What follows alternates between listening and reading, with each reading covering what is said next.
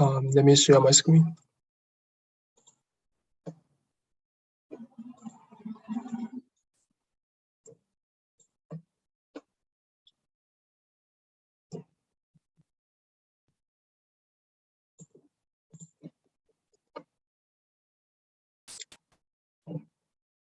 I cannot hear you.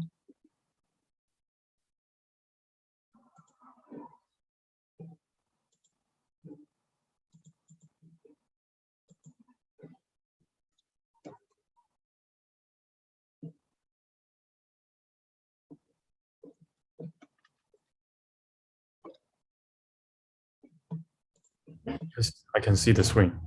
I can see your slides. Great, thank you. Let's wait maybe one minute or two.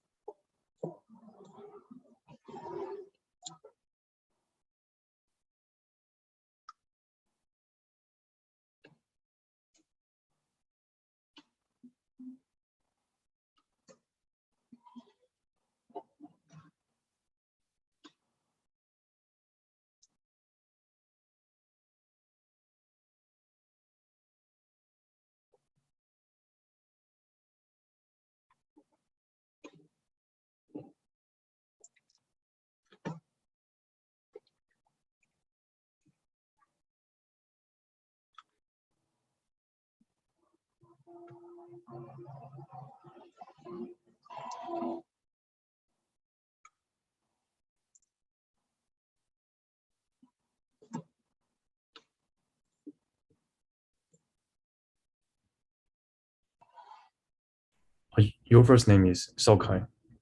Yes.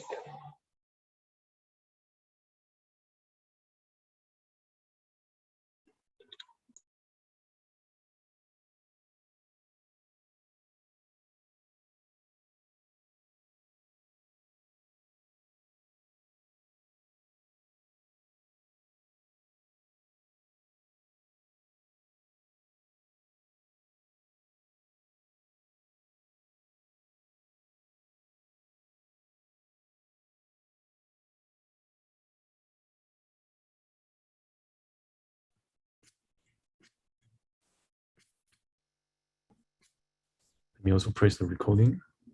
Just a second.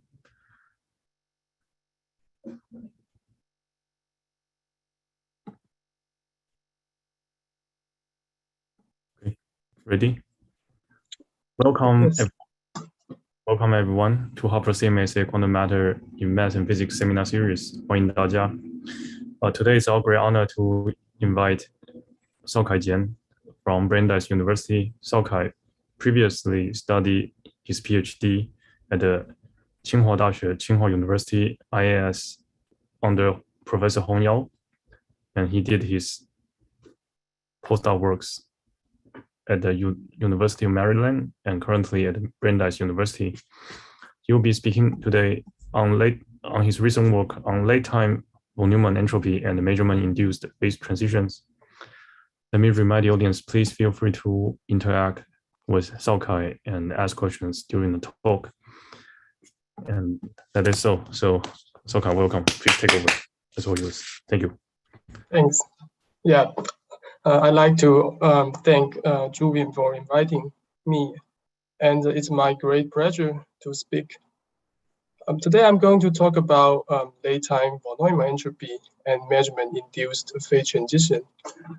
First of all, I would like also to thank my collaborator, Brownian SYK. This work is based on these two papers.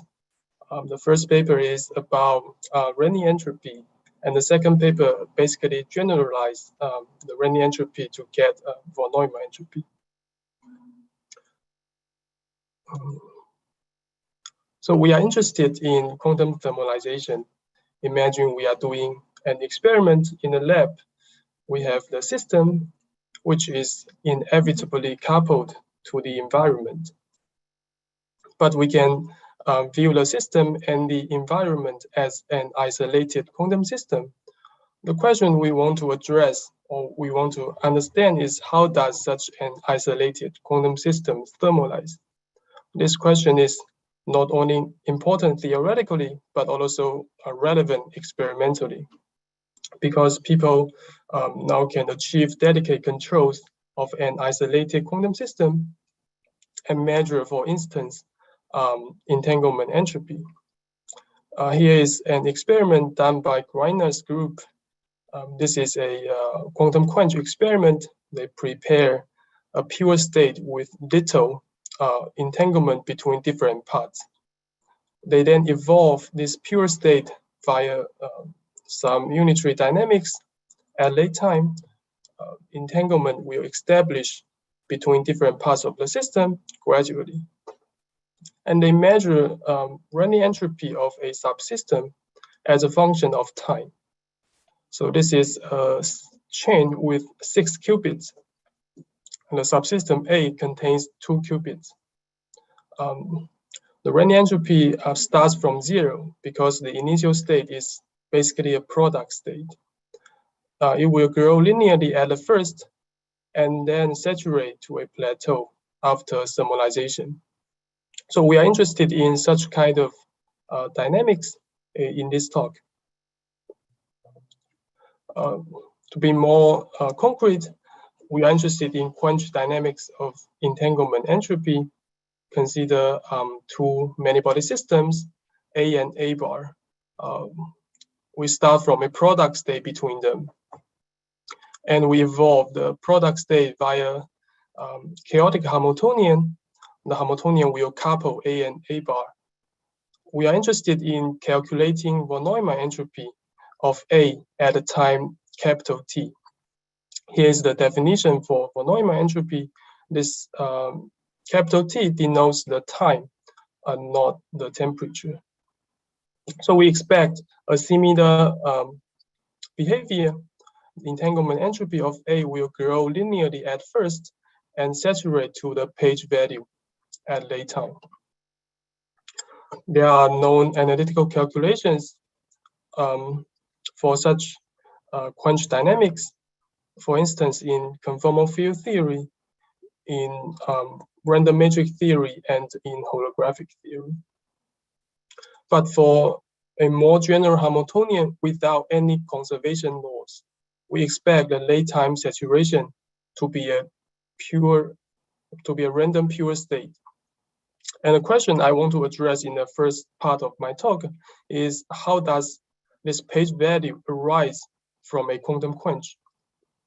Or more broadly speaking, how does a quantum system thermalize? And in the second part of my talk, I will shift to the measurement-induced phase transition of entanglement entropy of the steady state. So we know local projective measurement decreases entanglement. Here is an example of projective measurement of a single qubit. So the measurement operator contains projection to 0 or 1 state. A simple example to see how projective measurement decreases the entanglement is to consider measuring an EPR state. Imagine we have an EPR state between 2 qubits. If we make measurement to the first qubit, the wave function will immediately collapse into 0, 0, or 1, 1, depending on the outcome due to this projection. Now, before measurement, there is log2 entanglement between these 2 qubits. But after measurement, there is no entanglement because they are product state. This can be generalized to a many-body state. Imagine we have a highly entangled many-body state with many qubits. If we make a full measurement to all of these qubits in some local basis, the wave function will collapse into a product state between different qubits, and entanglement between them will be destroyed completely. But we can make partial measurement to a subset of the qubit. For example, we can randomly choose a subset of these qubits to measure. Then this kind of measurement will destroy not all, but some parts of the entanglement in a state. So generalization of this kind of idea lead to the measurement-induced phase transition. It is a transition of entanglement, a structure of the steady state. Here's the setup. So here's one of the setup of measurement-induced phase transition.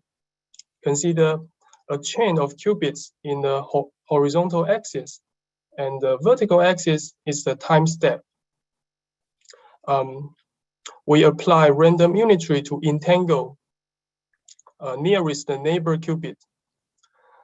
At each time step, these unitaries can generate volume law entanglement at long time in a steady state. On the other hand, between layers of these unitaries, we also apply local measurement. So this is local Z measurement with some probability P. Then the competition between random unitary, which increase entanglement, and local measurement, which decrease entanglement, will lead to a transition of entanglement entropy in a steady state. So this figure plots entanglement entropy of subsystem A in a steady state as a function of the size of A. And different curves correspond to different measurement probability. For small measurement probability, the entanglement entropy of subsystem A scales linearly with size of A.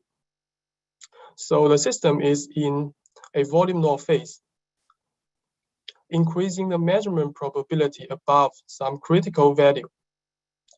For large measurement probability, the entanglement entropy of the subsystem does not scale with the size of the subsystem. So the system is in an area law phase.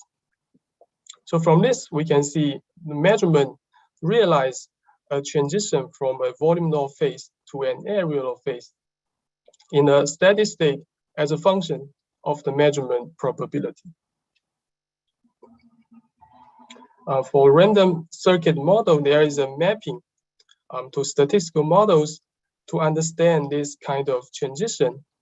However, going beyond this random circuit model, little analytical result is available. So in the second part of my talk, I will try to address the following question. Can we analytically calculate the transition of von Neumann entropy in solvable models going beyond random circuits? So here's the brief outline of my talk. I have raised two questions. The first is about page value from a quantum quench, and the second is about measurement-induced phase transition. We study Brownian SYK model to calculate the steady state for Neumann entropy and measurement-induced phase transition using replica trick. Then the calculation shows that the correlations between replicas account for the page value, and in particular, these solutions are described by permutations. And also, measurement-induced phase transition coincides with breaking transition of replica symmetry. So our model is a Brownian SYK model. Let's take a look at the regular SYK model. So SYK model contains a bunch of Majorana fermions. There are n Majorana fermions, psi I to psi n. The Hamiltonian describes four-body all-to-all random interaction among these Majorana fermions. The interaction J is a Gaussian variable with mean zero and variance given by this number. In the regular SYK model, the interaction is a quench variable that does not depend on time. Brownian SYK model is to replace this quenched variable by a Brownian variable. So now J is a function of time, and in particular, the variance of J is actually proportional to a delta function in time. Physically, this means at each instance of time, it is a independent Gaussian variable. This allows us to view Brownian SYK model as a random circuit, where the circuit is given by infinitesimal time evolution generated by the Hamiltonian. And these circuits will gradually reach hard random ensemble at long time. This model is also chaotic with Lyapunov exponent proportional to J. J is the interaction strength in this variance. Right, and now to set up the physics or to mimic these two many-body systems, we consider two coupled Brownian SYK clusters, A and A bar. We assume same number of Majorana fermions in these two clusters. The interaction within each cluster and between two clusters are all taken to be Brownian Gaussian variables. The reason we construct such a model is the following. First, this model is very chaotic, such that it can take an initial state to a random pure state at long time and reach the page value. Secondly, and technically, after integrating out this Brownian variable, we only need to deal with single time Green's function. It is not like the regular SYK model, where the Green's function is bilocal after integrating out the quench variable. So this feature makes the Brownian SYK model solvable even with multiple contours. We study the following quench problem. So we start from a product state between A and A bar. We evolve this state via the coupled Brownian SYK cluster model. And we are interested in the von Neumann entropy at late time.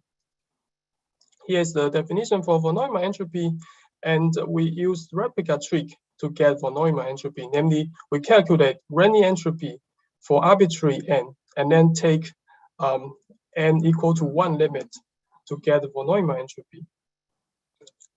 Our strategy to get Renyi entropy is summarized here. We first use path integral to represent Renyi entropy.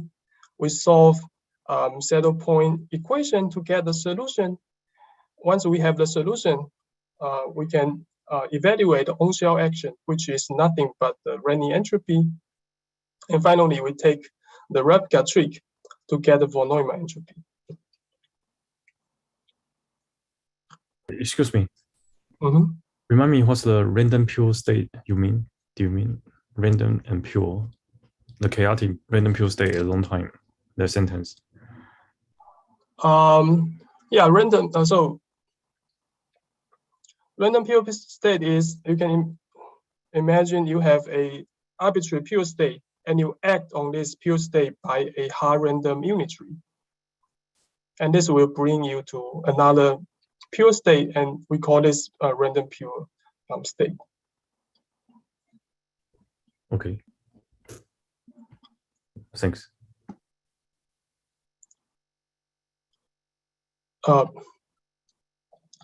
So a little recap about path integral. We know partition function can be represented by an imaginary time path integral. So this is the partition function. We have functional integration over this Majorana fermion field from imaginary time 0 to beta. Beta is the inverse temperature. The effective action contains the time derivative plus the Hamiltonian. We can represent partition function by this circle running from imaginary time 0 to beta. And the fermionic field living in this circle has anti-periodic boundary condition. in eigenstate basis, Hamiltonian is diagonal. So the partition function is just a sum of phases coming from each eigenstate. For our purpose, we consider thermal field double state. Basically, we duplicate our system into two identical copies and call them left and right. So the thermal field double state is a sum of EPR state weighted by a Boltzmann factor. So if you compare these two expressions, it is not hard to see the partition function is just the inner product of this non-normalized thermal field double state.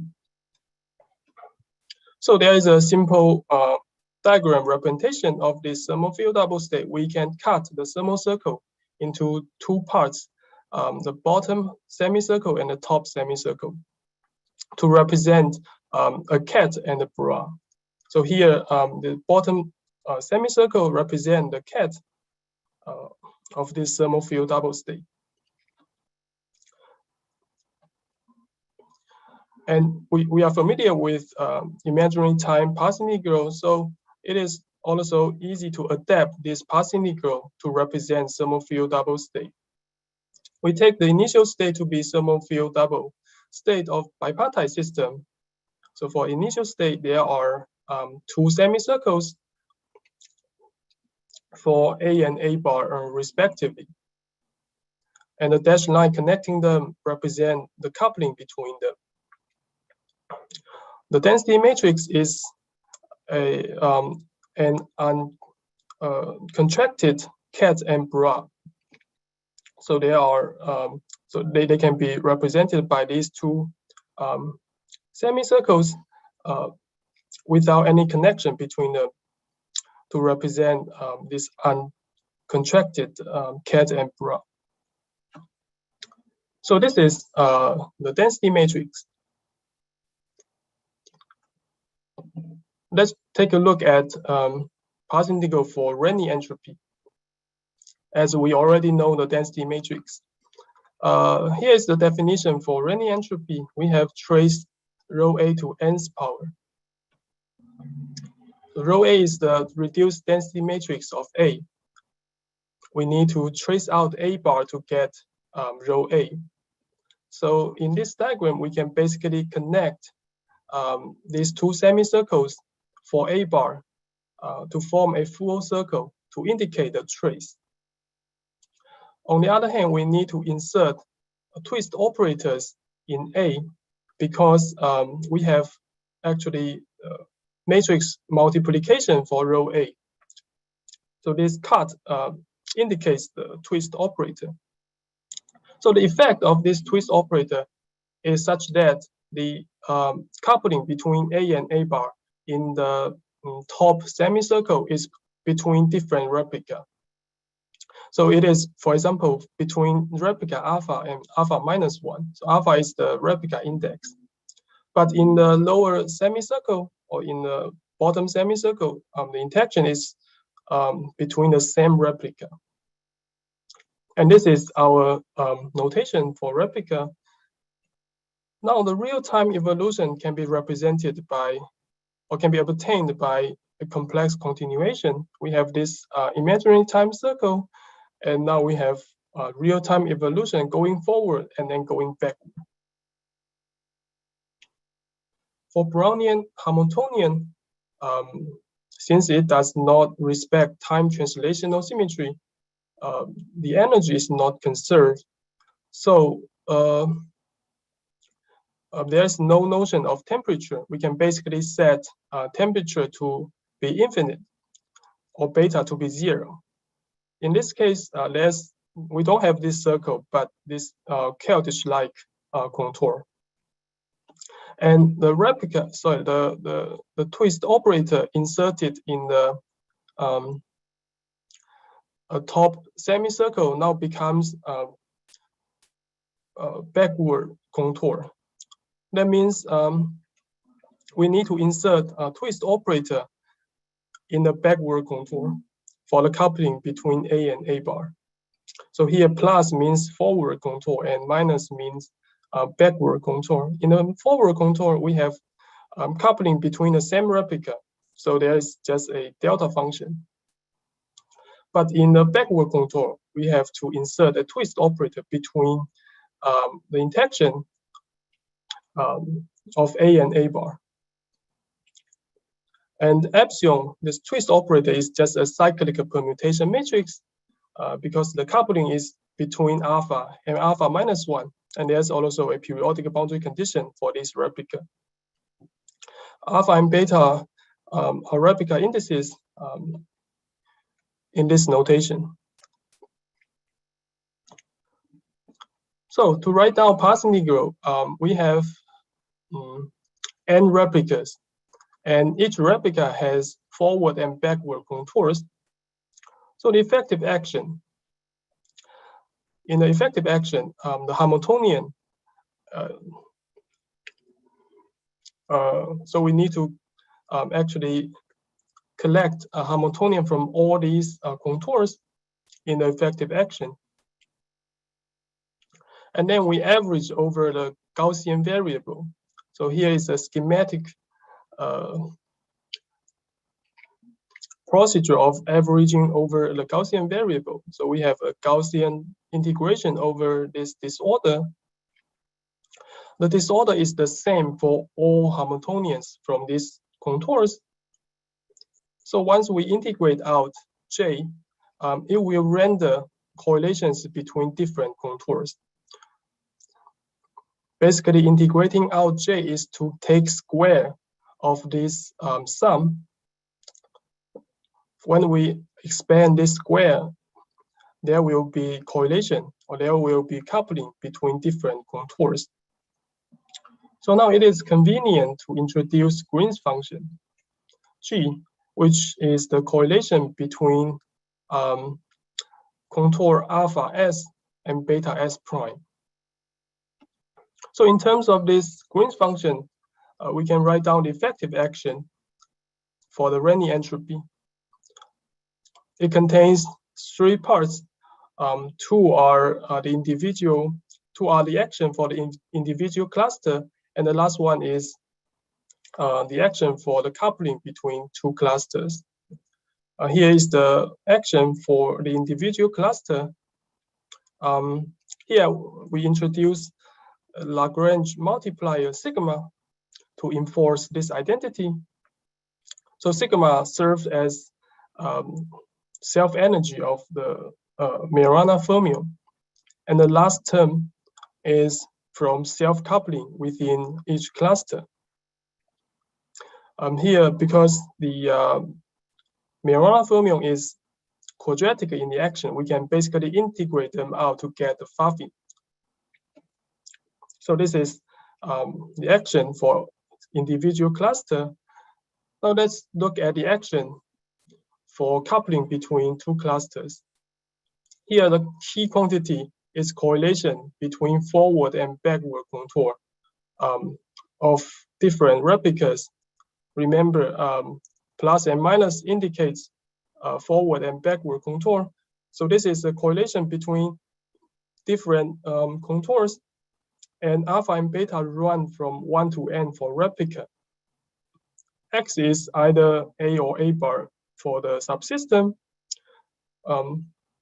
To help understand this quantity, I use black arrow to indicate the forward contour and blue arrow to indicate the backward contour. And we have 2 sets of solutions for these 2 clusters.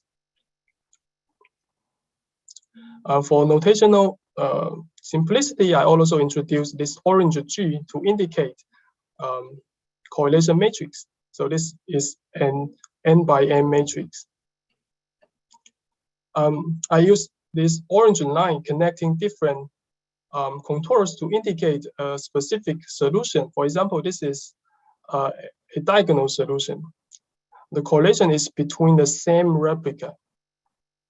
Here, the correlation is from 1 to 1, 2 to 2, and n to n. But in general, the solution is given by n permutation matrices that represent possible correlation between different replicas.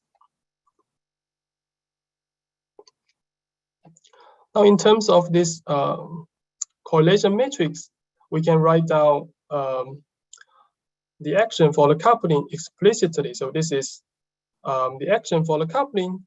GA and GA bar are both n by n matrix. Here I want to highlight the twist operator inserted between them. So this twist operator is a cyclic permutation matrix.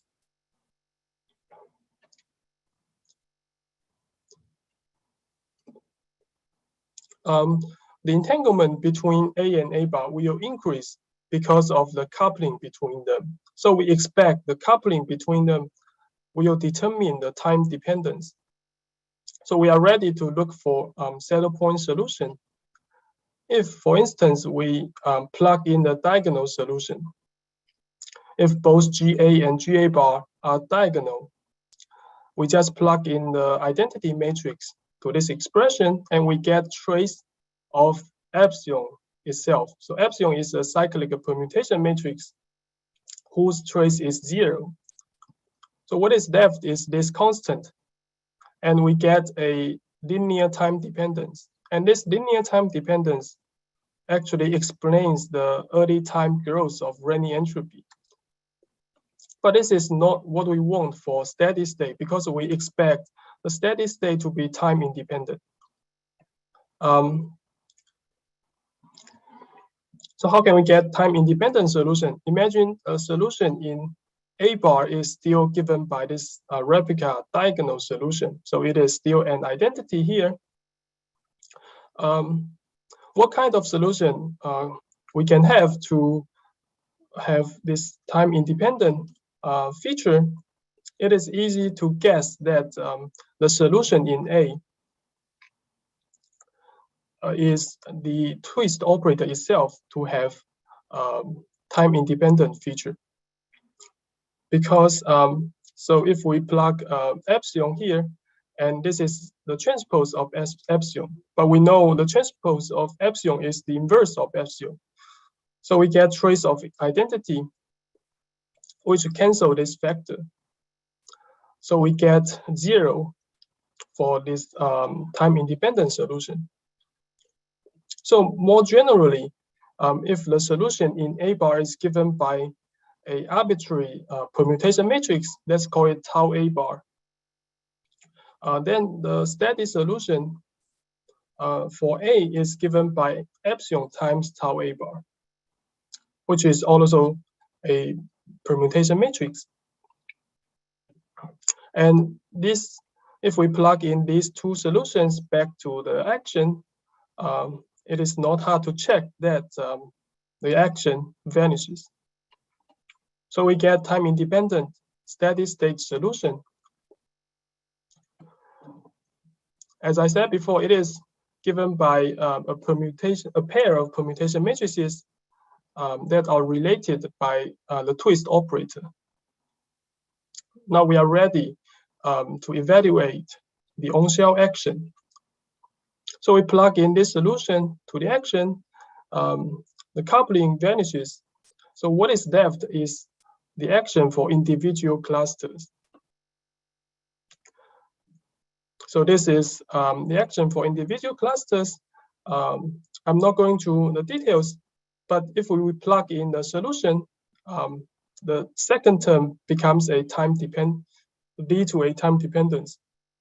So we expect that this time dependence will be canceled by the Pfaffin. So our task next is to evaluate this Pfaffin from the saddle point solution.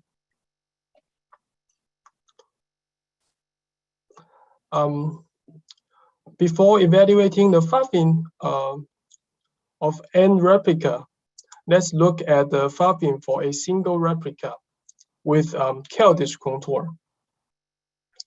So we have a single replica with this Keldysh contour. We have forward contour and backward contour.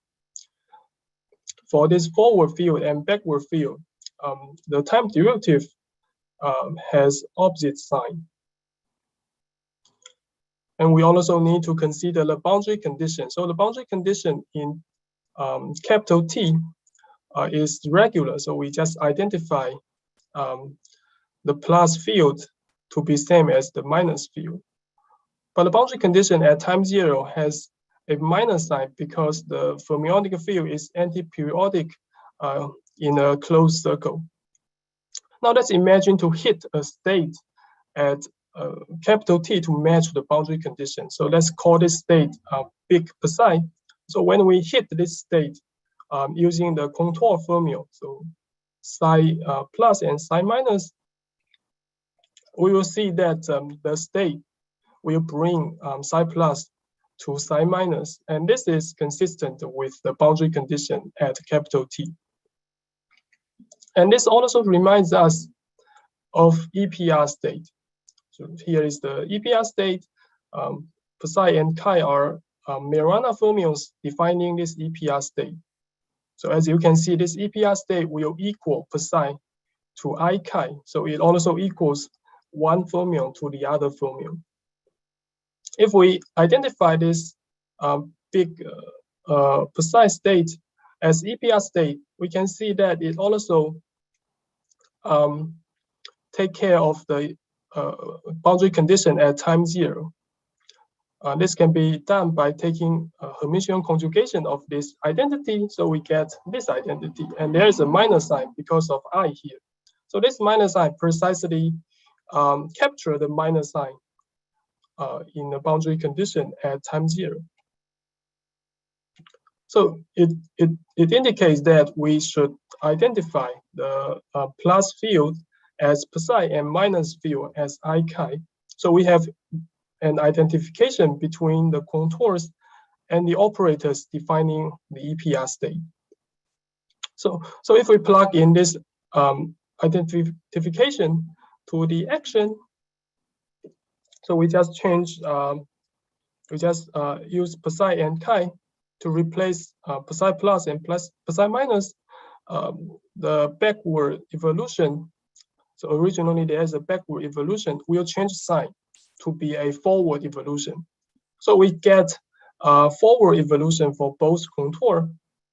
And as we checked before, the boundary condition is given by the EPR state.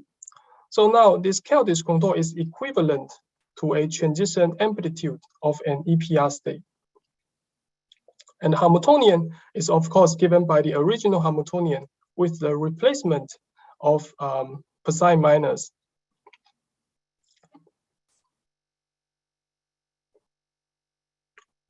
So now we are ready to upgrade our understanding to n replica. So for n replica, alpha and beta run from 1 to n, we actually have n Keltish-like contours. And this Pfaffin is equivalent to the transition amplitude of n tensor product of EPR state. And the Hamiltonian is actually given by the saddle point solution of self-energy. And recall the saddle point solution is given by a permutation matrix. Any permutation matrix has a cycle decomposition. So tau is a permutation matrix. We can bring the permutation matrix to be a block diagonal form. Each block is a cycle. So cycle just means it is a cyclic permutation. And L denotes the length of the cycle. We know the sum of lengths of all cycles is of course equal to n. N is the dimension of the matrix tau. So here is an example for n equal to 5. If we have such a solution, it is easy to realize this solution can be decomposed into 2 cycles. The first one has length 3 and the second one has length 2. Now, the effective Hamiltonian, so we have this effective Hamiltonian for the transition amplitude for a cycle is actually given by nearest neighbor hopping between Majoranas. So to see this, imagine we have a cycle with length L. So this is a cyclic permutation matrix for the solution sigma. And using the identification between the contour and the operator. So for this first replica, we map it to a site with 2 Majorana operators. And for the second replica, we map it to the second site with 2 Majorana operators. And now the on-shell, the saddle point solution becomes the Hamiltonian, which describes nearest neighbor hopping between these Majoranas. So for a cycle, the Hamiltonian, the effective Hamiltonian is given by Majorana with nearest neighbor hoppings, which is nothing but a Kitaev chain. And the site index is the replica index. The length of the chain is given by the length of the cycle. So now we can evaluate this transition amplitude in a Kitaev chain of length L. For instance, this can be done by going to BDG Hamiltonian and occupying all negative energy states. Without further details, I just show the result. So for this transition amplitude, we get these contributions. The first two terms depends on the length of the chain, and the last term is independent of the length. I ask a naive question. Sorry, I should ask earlier. Maybe just related to last slide and the 2 slides back. I think you somehow flipped one of the fermion psi inverse, identified with something like IK. Yes. And later on, maybe it's related that something about the Kitaev chain, the Hamiltonian term that we are familiar has some coupling between 2 fermions on neighbor sites, but there's a imaginary in the front. Yes. And that's kind of things that you project the fermion parity along the 2 neighbor sites instead of the single site. I just wonder, can you comment about, like, one slide earlier, why do you want to choose this?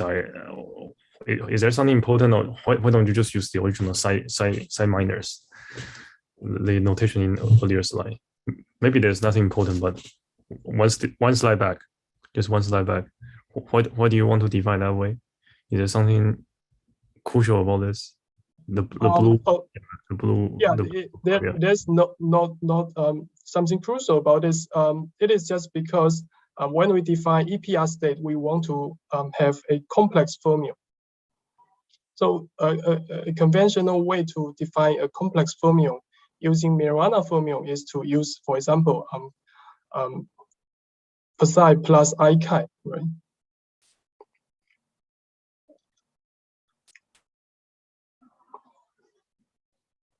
So you just want to write down a complex fermion in terms of 2 real fermions. Yes, that's right.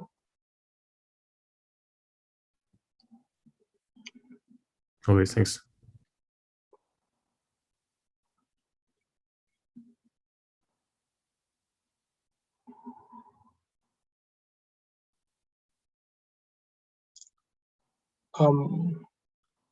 Right, so this is the result for the transition amplitude in a Kitaev chain of length L.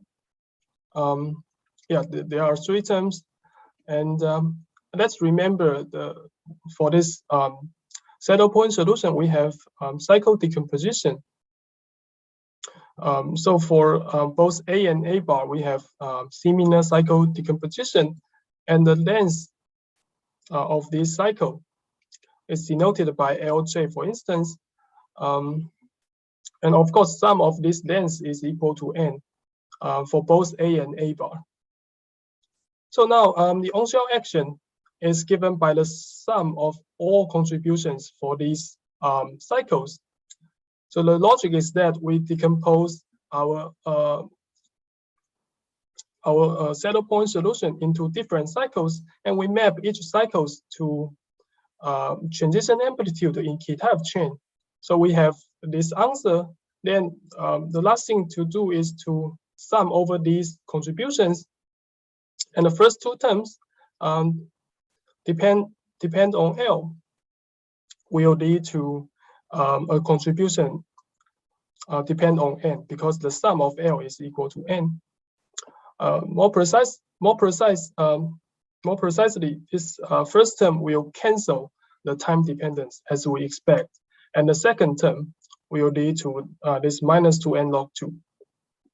While the last term is independent of the length, so it basically counts the number of cycles in tau A and tau A bar. So the on-shell action is actually to count the number of cycles in the saddle point solution. And we should remind us of the saddle point solution. So the solution is given by a pair of permutation matrices that are related by the twist operator. And there is a well-known result that the maximum number of cycles in such a pair is given by n plus 1. So remember, we have to count the number of cycles, and the maximum number of cycles in such a pair is n plus 1. So we plug in this result, we get 1 minus n log 2 for a fixed solution. But we need to worry about degeneracy of the solution. Actually, we have many pairs. There are n factorial of pairs that satisfy this relation, because for any permutation matrix, we can always form such a pair. But out of these n factorial pairs, only Cn number of them will have this maximum number of cycles, meaning that each pairs will contain some number of cycles and the maximum number of cycles for this Cn plus 1. So there are actually, there are Cn number of pairs having this n plus 1 cycles. So Cn is the Catalan number.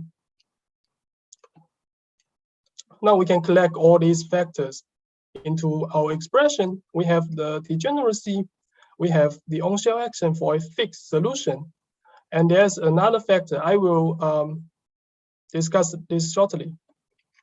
So this is an explicit expression for arbitrary n. Then what we do is to take the replica trick, and we get our von Neumann entropy. A few remarks. So the first term is the leading term. It is because there are 2n Majorana operators in the thermal field double state. And each Majorana operator will have half log 2 entropy at infinite temperature, roughly speaking. So in total, we have 2n times half log 2, which is n log 2. So this is the leading term. And the first subleading term is because the final state is not the maximally mixed state, but a random pure state in Hilbert space. So we get a correction, and this correction is precisely the page value, or precisely consistent with page value. And the last term is coming from this factor, and this factor is actually due to a local Fermi parity symmetry, which I don't have time to go into details, but this symmetry will lead to degenerate solutions as well, and this lead to a minus log 2 correction.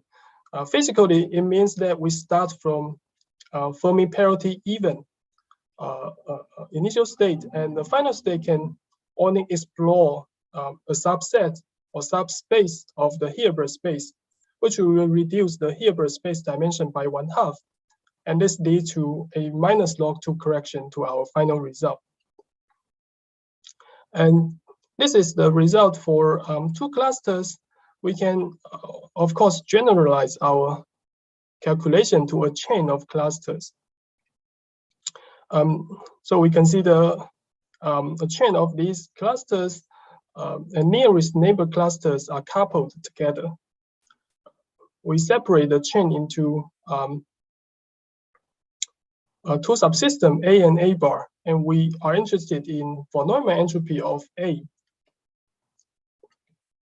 Again, we can solve for saddle point solution, and it is given still given by a pair of permutation matrices that are related by twist operator. Now the on-shell action has contribution from subsystem A and subsystem A bar. So LA is the length of A, and LA bar is the length of A bar.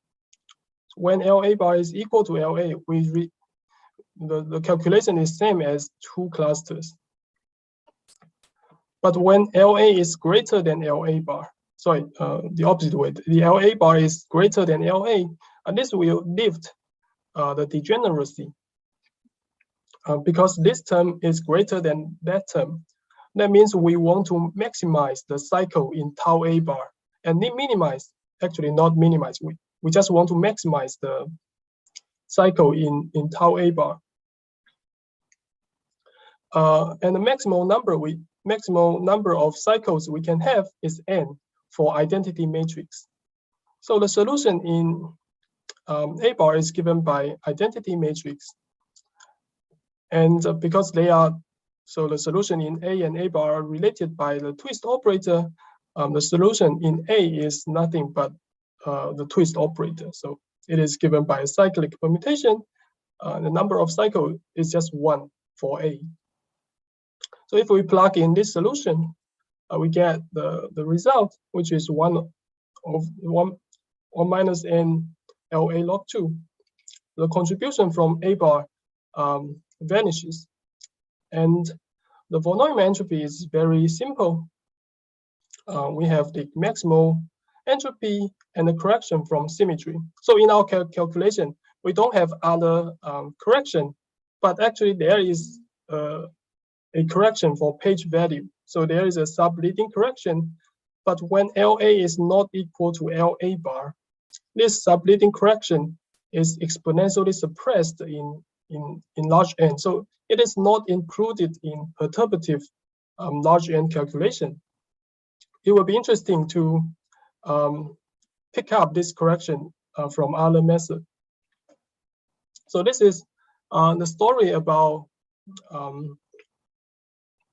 page value from a quantum quench. Now let me move to the second part to talk about measurement-induced phase transition.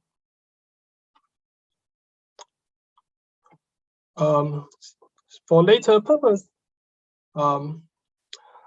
I consider two Brownian SYK chains, left chain and right chain.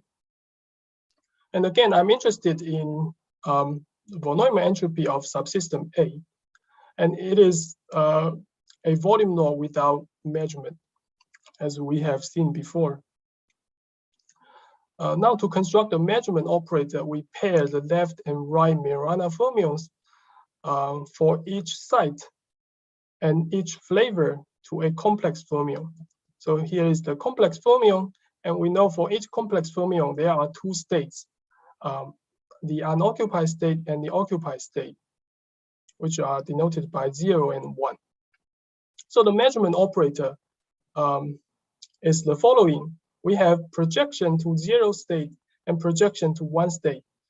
There is also a real parameter, mu theta. So this parameter is the measurement strength. So when mu theta is 0, the first term is 0 and the second term is identity. So there's no measurement. When mu theta is 1, the first term is a projection to 0 and the second term is a projection to 1. So it is a projective measurement for mu theta equal to 1. When mu theta is between 0 and 1, it is a weak measurement. So we expect there is a transition from volume law phase to area law phase. Because without measurement, it is a volume law phase. Well, for projective measurement, it will immediately collapse the wave function into product state between different sites, which is an area law phase. So there must be a transition from volume law phase to an area law phase as we tune the measurement strength. Right, and let's look at the effect of measurement. First, let's look at the unitary evolution without measurement. So without measurement, these two chains are decoupled. It is easy to see that the correlation of the same chain between different contours is given by 1/2. This is because the forward evolution will cancel the backward evolution for unitary case. And also because in our notation, Majorana squared to 1/2. So this is the maximum number of correlation we can have between the forward and backward contours. Without further details, let me just describe the effect of measurement. So measurement is effectively a non-unitary evolution that couples the left chain and right chain. So it likes to project the state to a correlated state between left chain and right chain. So this is coming from the projection, for instance, to the occupied state. So this measurement will gradually project the state to a correlated state between left and right chain. And here is the solution, the saddle point solution for correlation function. So we are interested in correlation between left chain and right chain in the same contour, and also between the same chain in a different contour. And theta is proportional to the measurement strength. We can see increasing theta, the correlation between left and right chain of the same contour is also increased, but the correlation between forward contour and backward contour of the same chain is actually decreased. So the effect of measurement is to decrease the correlation between different contours of the same chain. In particular, the correlation between different contours vanishes at theta equal to pi/2. So in this case, there's no correlation between different contours. Now we can generalize this understanding to n replica. So without measurement, we are familiar with the solution. Without measurement, the solution in A bar is given by identity matrix, and the solution in A is given by cyclic permutation matrix. Now let's turn on the measurement. And the effect of measurement, as I said before, is to decrease the correlation between different contours. So this is the correlation of the same chain, but this matrix means it is the correlation between different contours. And again, theta is proportional to measurement strength for small measurement. So there is a suppression for the correlation between different contours.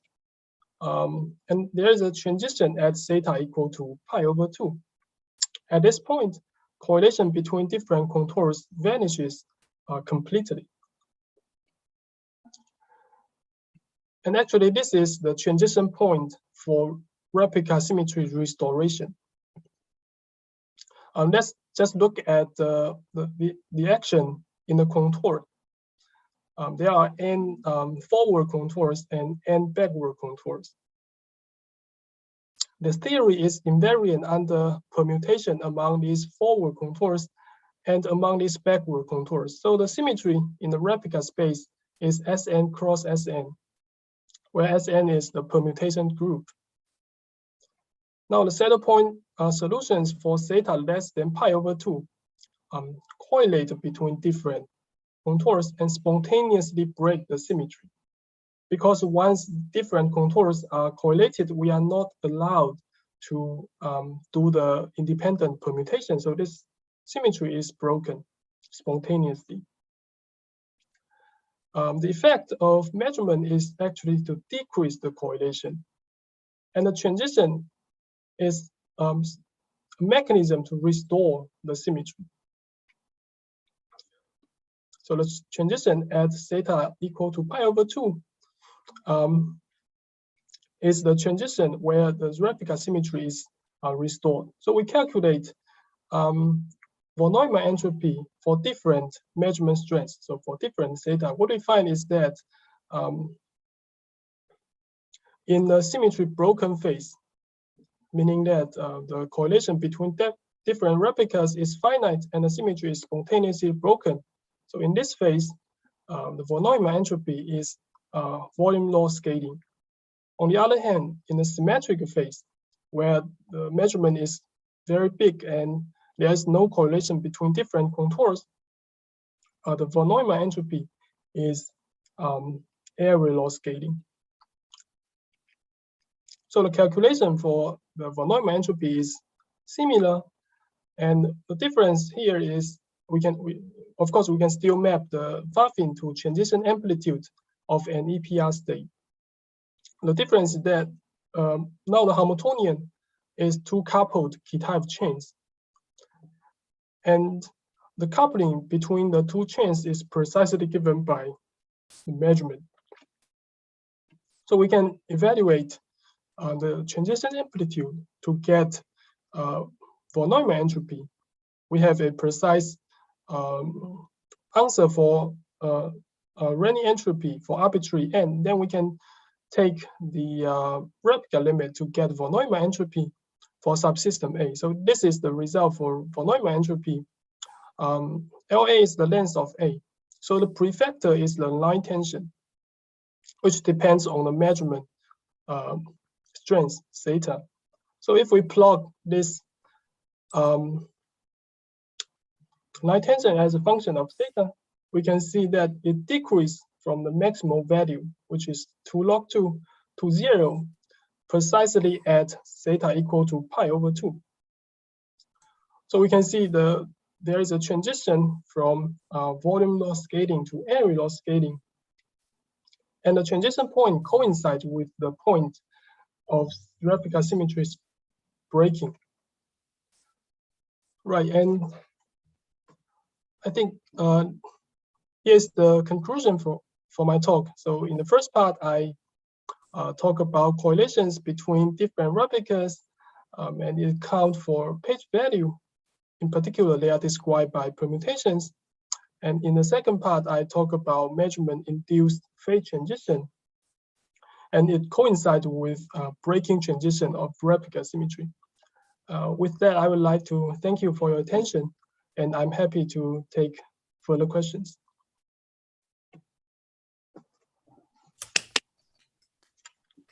Thank you, Shao-Kai. He answered earlier than I expect. I suppose you have a moment here to show, but in any case, or maybe we can at least pause right now to have a more question if audience have any comments, whatever question or comments, please.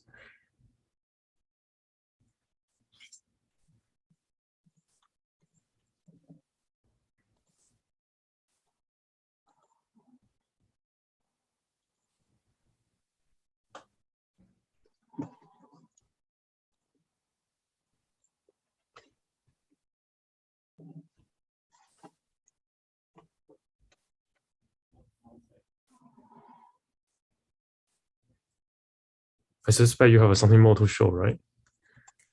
Oh, these are for the questions actually. Okay.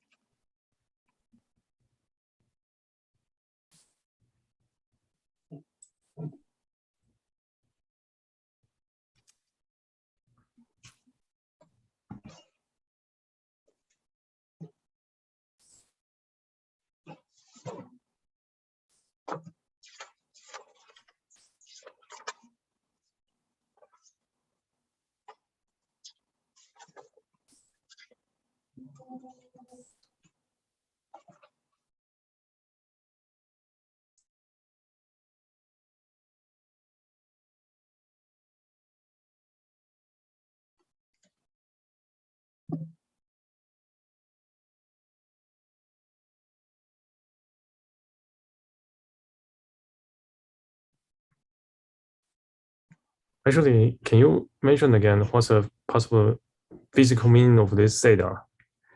Maybe you identify with something about the Green's function, but can you say maybe in more physical ways?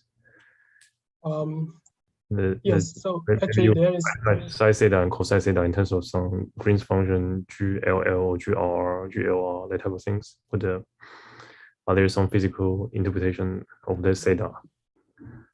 Yes, so a naive way or a heuristic way to understand the theta is when we have unitary evolution, we know for sure that the forward evolution will cancel the backward evolution, right? But once there is any non-unitary evolution, this is not guaranteed. And theta precisely characterize this effect. So if this theta is greater than greater than 0, then there is no perfect cancellation between forward and backward evolution, and this is the effect for non-unitary evolution.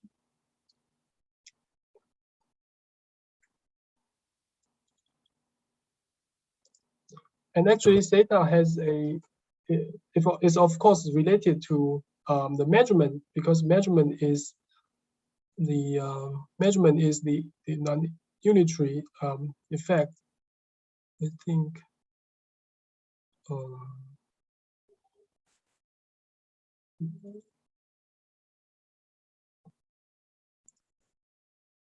Yes, so we can relate theta to the measurement. So physically, theta is this guy, right? We have, so mu is the measurement and J is the coupling. As you can see, when theta is very small, so when the measurement is very small, theta proportional to the measurement.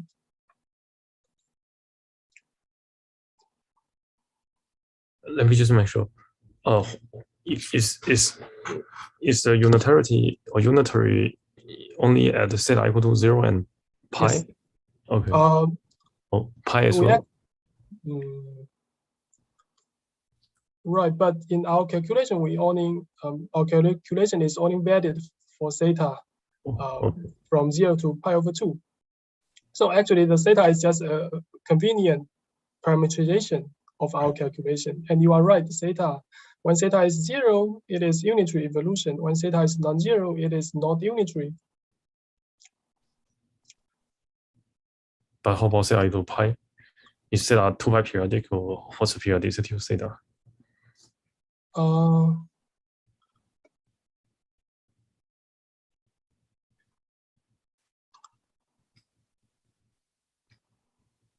As I said, it is a convenient way to parameterize the calculation. I'm not sure. So at least from this expression, you can see when. So theta is from 0 to pi over 2, which means the parameter is from 0 to infinite. There should be a minus sign somewhere. Okay, I get it. But yeah, thanks. Something. Yeah, but it would be interesting to ask this question, like, can we just generalize the calculation to other domain of theta to see maybe there are other effects. Any other question, comments?